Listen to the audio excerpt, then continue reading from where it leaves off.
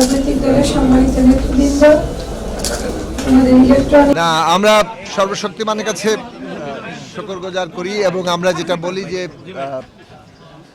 আমরা যেটা এখানে আজকে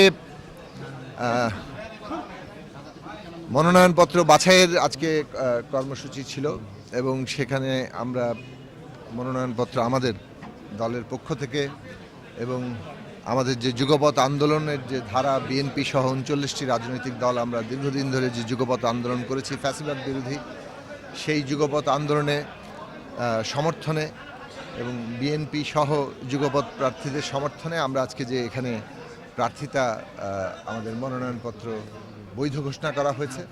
এই জন্য আমরা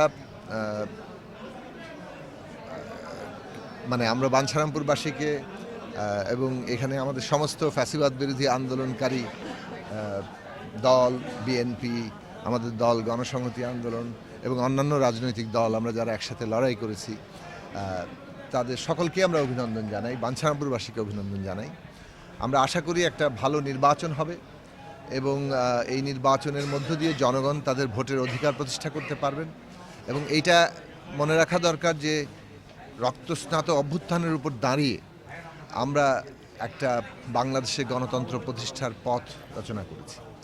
এই লড়াইটা অনেক আত্মত্যাগের বিনিময়ে করতে হয়েছে, হাজারো শহীদের রক্ত, তার আগে দীর্ঘ লড়াইয়ে গুম, খুন, মামলা, হামলার মধ্য দিয়ে এই দেশে কিভাবে বিএনপি সহ বিরোধী রাজনৈতিক দলগুলোর উপরে অত্যাচার হয়েছে আমরা তা দেখেছি কিভাবে বিএনপি চেয়ারপারসন বেগম খালেদা জিয়া তার উপরে অত্যাচার হয়েছে এবং এই সব কিছুর মধ্য দিয়ে যে দৃঢ়তা নিয়ে নেতৃত্ব যারা ছিলেন বেগম খালেদা জিয়া সহ জনাব তারেক রহমান সহ আমাদের দল, আমাদের মঞ্চ, আমরা সবাই মিলে নেতাকর্মীরা এত প্রতিকূলতা মোকাবেলা করে এই লড়াই করেছেন।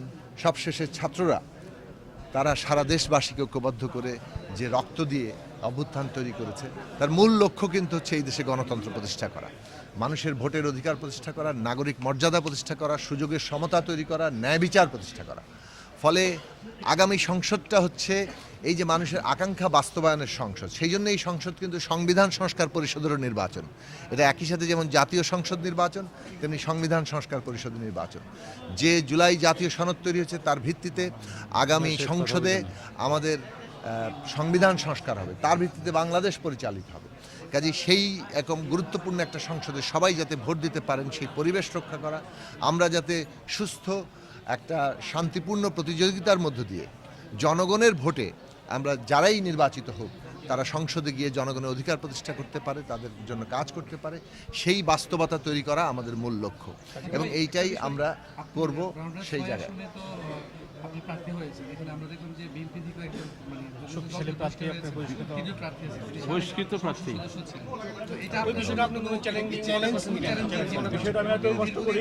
মানে এখানে যেটা জানতে চাচ্ছি আমরা সেটা হচ্ছে জেলা বিএনপি শীর্ষস্থানীয় নেতারা আপনার পাশে আছে, যেহেতু বিএনপি জোট থেকে নির্বাচন করছেন, কিন্তু আমরা লক্ষ্য করেছি বিএনপি যে সভাপতি ছিলেন তিনিও মনোনয়ন দাখিল করেছিলেন, যদিও একটা বাতিল হয়েছে, এবং সাবেক যিনি সংসদ সদস্য ছিলেন তিনিও কিন্তু এখান থেকে প্রতিদ্বন্দ্বিতা করছে। তো সার্বিক মিলিয়ে ভোটের মাঠ কিরকম দেখছেন?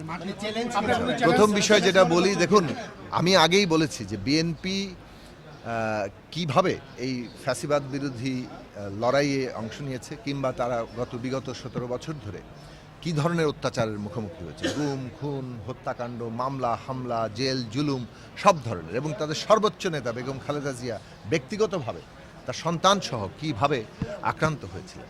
কাজেই বিএনপির নেতাকর্মীদের মধ্যে তো একটা স্বাভাবিক রকম আকাঙ্ক্ষা থাকবে যে তারা এত বছর পরে তারা সেখানে তাদের প্রার্থিতা থাকবে, তাদের প্রতীক থাকবে। এই ক্ষেত্রে যুগপৎ সঙ্গী হিসেবে যে কয়টি আসনে বিএনপি অন্যান্য দলের যুগপৎ সঙ্গীদেরকে সমর্থন দিয়েছে, এই বিষয়টা আমরা যুগপৎ আন্দোলনের ধারাতেই আলোচনা করব এবং আমরা আশা করি যে এই আমাদের আলোচনার মধ্য দিয়ে আমরা একটা ঐকমত্যেও পৌঁছাতে পারব। আমরা আশাবাদী যে বাঞ্ছারামপুরে আমরা যারা যুগপৎ লড়াই করেছি জাতীয়ভাবে তাদের মধ্যে ঐক্য থাকবে এবং সেই ঐক্যের ভিত্তিতে আগামী নির্বাচন পরিচালিত হবে। এবং বাঞ্ছারামপুরের বিএনপির নেতাকর্মীরা যে লড়াইটা করেছেন, তাদের যে আত্মত্যাগ, তাদের যে জেল জুলুম মোকাবেলা এবং সব কিছুই এই নির্বাচনের মধ্য দিয়ে সেইটার যে একটা তাদের যে মূল্যায়ন এবং তাদের যে সেটার যে একটা মানে কি বলবো যে তাদের যে প্রাপ্তি সেটা ঘটবে। আচ্ছা, একটা বিষয় সাকিব ভাই, গণভোট নিয়ে কিরকম সারা পাচ্ছেন? আমরা তো মাঠ পর্যায়ে গণভোট নিতে এবং এই সময় সারা যে দেখছি না, public এই একদম ধারণা নিয়ে একটা আসলে রাজনৈতিক দলগুলো আমি বলি রাজনৈতিক দলগুলো প্রধানত ব্যস্ত ছিল আজকে পর্যন্ত কিংবা আগামীকাল পর্যন্ত তাদের প্রার্থী বাছাই, তাদের মনোনয়ন জমা দেওয়া। আগামীকাল থেকে ব্যক্তিগত মানে প্রার্থী নিজস্ব প্রতীক নিয়ে প্রচার করতে পারবে না, কিন্তু গণভোটের প্রচার কিন্তু করা যাবে। গণভোটের প্রচারে কিন্তু কোনো বাধা নির্বাচন কমিশন থেকে দেওয়া হয়নি, সেটা নির্বাচন কমিশনও করছে, সরকারও করছে। এবং গণভোটের প্রচার আগামী কাল থেকেই আমরা মনে করি যে আমাদের প্রত্যেকটি দল, বিশেষত যারা এই ফ্যাসিবাদ বিরোধী লড়াই করেছি, যারা আমরা সংস্কার প্রক্রিয়ায় অংশ নিয়েছি, প্রত্যেকেরই কর্তব্য হচ্ছে এই গণভোটের ব্যাপারে মানুষকে উৎসাহিত করা এবং হ্যাঁ ভোট দিয়ে এই যে সংস্কার, রক্তস্নাত অভ্যুত্থানের ফল হিসেবে, তার আকাঙ্ক্ষা হিসেবে যে সংস্কারের লক্ষ্য আমাদের সামনে আছে, সেই সংস্কারকে বাস্তবায়নের পথকে এগিয়ে দেওয়া। একই দিনে দুইটা ভোট হওয়া কোনো সাংঘর্ষিক হবে কিনা? আমরা তো শুরুতেই বলেছি যে এটা কোনো সাংঘর্ষিক হওয়ার কোনো সুযোগ নেই। প্রত্যেক বুথে দুটো বুথ থাকবে, একটা গণভোটের জন্য আর একটা জাতীয় সংসদ এবং সংবিধান সংস্কার পরিষদের নির্বাচনের জন্য। এবং দুটো বুথে একজন ভোটার দুই বুথে দুটো ভোট দিয়ে তারা বেরিয়ে যাবেন। এবং এইটা একদিনে করাটাই আমাদের বর্তমান বাস্তবতায় সাশ্রয়ী, একদিকে অর্থনৈতিকভাবে সাশ্রয়ী, অন্যদিকে হচ্ছে এই যে আগে পরের যে জটিলতাগুলো, সেই সময় সমস্ত কিছু দিক থেকে এগুলো নিয়ে আমরা অনেক যুক্তিতর্ক করেছি এবং শেষ পর্যন্ত যা সিদ্ধান্ত হয়েছে এটাই আমাদের জন্য বর্তমান বাস্তবতায় সবচেয়ে মঙ্গলজনক সিদ্ধান্ত হয়েছে, সবচেয়ে সঠিক সিদ্ধান্ত হয়েছে। আমাদের সকলের কর্তব্য হচ্ছে এটাকে সফল করা। আচ্ছা, আপনি যদি নির্বাচিত হতে পারেন তাহলে এলাকার উন্নয়নে আপনার পরিকল্পনা আছে? প্রথমত স্থানীয়ভাবে বাঞ্ছারামপুরের অনেকগুলো জিনিস আছে। দেখুন, আমরা এই মেঘনা সাথে নদী দিয়ে যে আমাদের যোগাযোগ, এইখানে একটা ব্রিজের অলরেডি অনেক দূর কাজ এগিয়েছে।